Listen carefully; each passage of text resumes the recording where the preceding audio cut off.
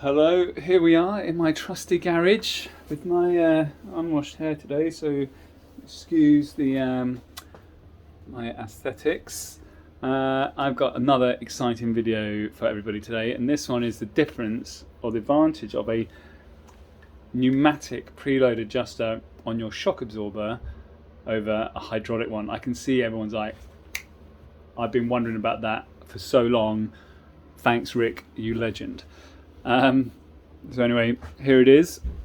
I've got two shocks here. This is my lovely Mupo one from my beautiful oil leaking Ducati V4R, and then this is a fantastic Bitubo shock. And this Bitubo has the hydraulic adjuster, and I've just fitted this pneumatic one onto the Mupo. So I'll do a quick video here and see what you guys think. Okay, let's start by writing stuff down, because that is advantageous for us. Here we go. So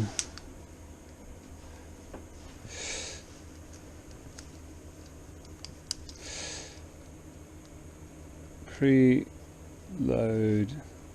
0 equals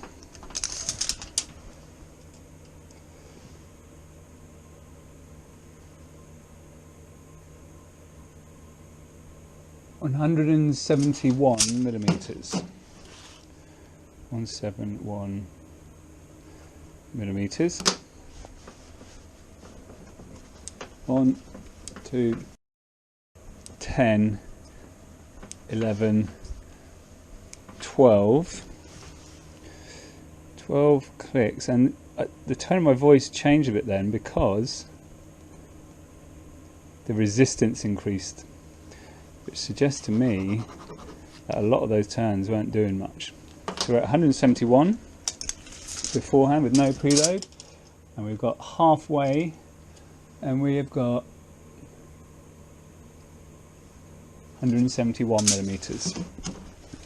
So those first 12 clicks made no difference. So we're at 12, 13, 14, 23, 24, 25, 25. So that's fully on now. 25 clicks.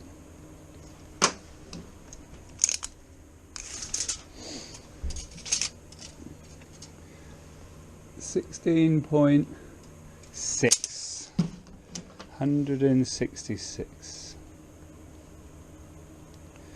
So with that, hydraulic preload adjuster is giving us 5 millimeters of preload. Okay, now we're going to swap that over. Oh, don't stop working, pen. Swap it over to the pneumatic. So now we're moving on to the pneumatic preload adjuster. Big difference with this is the tool we have to use is an air cartridge. This is at the moment got, I don't know, about 180 psi in it. It's quite a lot, isn't it? So in that goes there, and then as you can see, this adjuster, bear in mind that's normally bolted onto the bike, is really easy, very easy to use.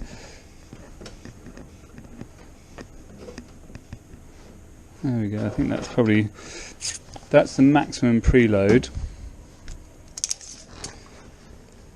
and our spring is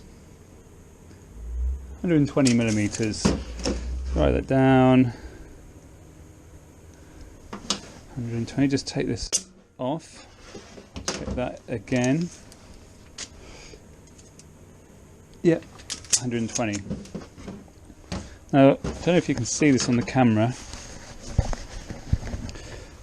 these marks. That's 2, that's 3, around the side saying 4, and 1 there saying 1. Basically what that says is you can do a quarter of a turn at a time, and 1 full turn gives a millimetre on this. So we'll plug this back in and we'll wind it all.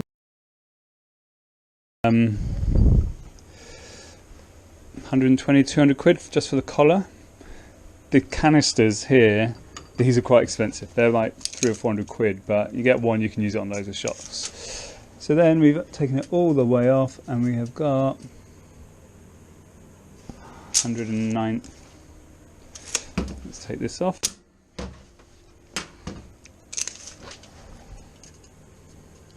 That's better. 125 millimeters. So that also gives us 5 millimeters of preload. So what I'm going to do, plug our adjuster, our tank back on. Let's see how we've got in there. Yep, plenty. At the moment I'm on the 1. Let's start at the 3, just get to 3. So that's 1. That's 1 full turn. 1, 2, 3. I guess that'll be interesting. That should be 3 millimeters we've theoretically added.